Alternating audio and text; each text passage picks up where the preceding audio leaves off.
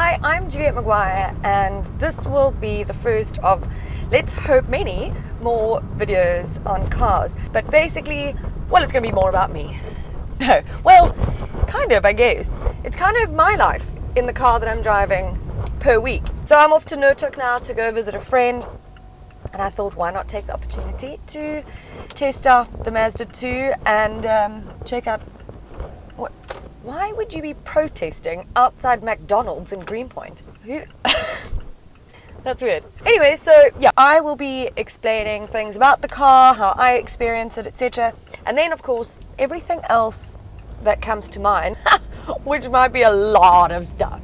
I've actually only just realized this now. It is so perfect that this be my very first video review, because back in 2007, I started at Car Magazine, and I arrived at Car Magazine, and Mike Free, my editor at the time, he was editor of Car Today, sent me off on my first assignment to test my first car, and it happened to be the Mazda2.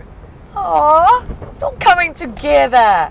Okay, it's really embarrassing because I'm busy talking to you guys, and there's a guy parked next to me. He keeps looking in the car, wondering what the hell I'm up to. Just trying to be cool. Oh my god, sorry, I had to burp. Gross. The first generation was launched back in 1996, but we only got the first one here, which was the third generation, in 2007, which was the first one that I tested. And now I'm in the fourth generation. It took them long enough to do a redesign. Good grief. Now they have, and it still maintains that gorgeous Mazda2 look. I do love it. I think it's something different from your everyday Polos and Fiestas and i20s and everything. There's something just a little bit more sporty about it. I'm currently driving the 1.5 DE Hazumi.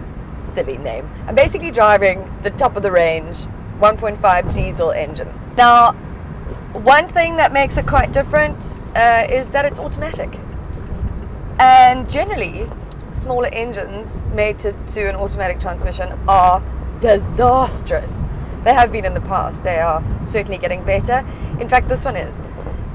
And because it's got enough torque, 250 Newton meters, it's enough to be able to overtake. I was about to do it to show ya. Here it is. The engine is so quiet. For a diesel engine, even when it idles, it's really quiet. Right, so Mazda targets this car at millennials, which I just make. I'm on the cusp of being a millennial, but I'm going to claim it. I don't care. I'm not going to age myself. So like I say, this is the top of the range, so you've got things like air conditioning, leather seats, which is also, I think it's partly the park cloth, which I prefer. Good grief. Where am I going? Hang on. Woo! We are going to Notuk. We're not going on the Enduya. Okay, we're coming up to a robot, so I'm just going to stop talking for a moment. I don't look like a chop. Can you hear it? Can you hear it? Oh, haven't heard this in years. But it's so bootylicious for you, babe. Nailed it.